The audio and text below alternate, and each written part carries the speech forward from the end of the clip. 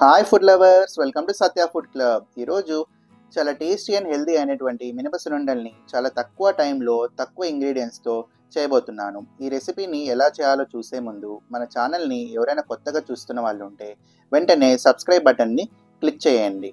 పక్కన bell icon ఉంటుంది, click చేసి నోటిఫికేషన్స్లో ఆల్ అని క్లిక్ చేయండి. ఇప్పుడు కావాల్సిన ఇంగ్రీడియంట్స్ చూసేద్దాం. ఇక్కడ ఒక కప్ వచ్చేసి నేను పొట్టు లేని మినపగుండ్లు తీసుకున్నాను. మీరు కావాలంటే పొట్టున్న మినపప్పు తీసుకున్నా కూడా చాలా టేస్టీగా ఉంటుంది.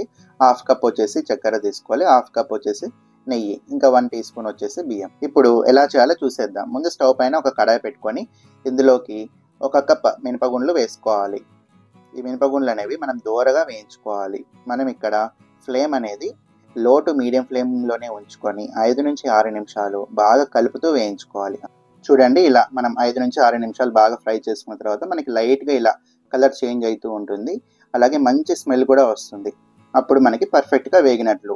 ఇప్పుడు మనం 1 టీ స్పూన్ వచ్చేసి బియ్యం కూడా వేసుకోవాలి. ఇలా బియ్యం కూడా వేసుకోవడం వల్ల మనకి ఈ సున్నుండలు తినేటప్పుడు నోట్లో అతుక్కుపోకుండా తినడానికి బాగుంటాయి. ఇవి ఒక 2 మినిట్స్ ఫ్రై చేసుకొని ఇంకా మనం స్టవ్ ఆఫ్ చేసేసుకుందాం. ఇప్పుడు ఇవన్నీ కూడా మనం ఒక బౌల్లోకి తీసేసుకొని కాసేపు చల్లారనివ్వాలి. ఇప్పుడు ముందుగా నేను తీసుకున్నటువంటి చక్కెర ఉంది కదా, ఒక హాఫ్ కప్ చక్కెరని కూడా మెత్తగా పౌడర్ లాగా చేసుకోవాలి. మంచిగా ఫైన్గా ఉండాలి పౌడర్ అనేది. ఇలా ఈ విధంగా నేను చూపించిన విధంగా మెత్తటి పౌడర్ లాగా చేసేసుకోవాలి. ఇప్పుడు ఇది ఒక మిక్సింగ్ బౌల్లోకి తీసుకుందాం. ఇప్పుడు అలాగే మనం చల్లార్చుకున్నటువంటి మినపగుండ్లు కూడా మిక్సీ జార్లో వేసుకొని, ఇది వచ్చేసి మనం సాఫ్ట్గా పట్టుకోకూడదు, కొద్దిగా కోర్స్గా బ్లెండ్ చేసుకోండి. ఇలా కొద్దిగా చేతికి బరకగా ఉండాలన్నమాట.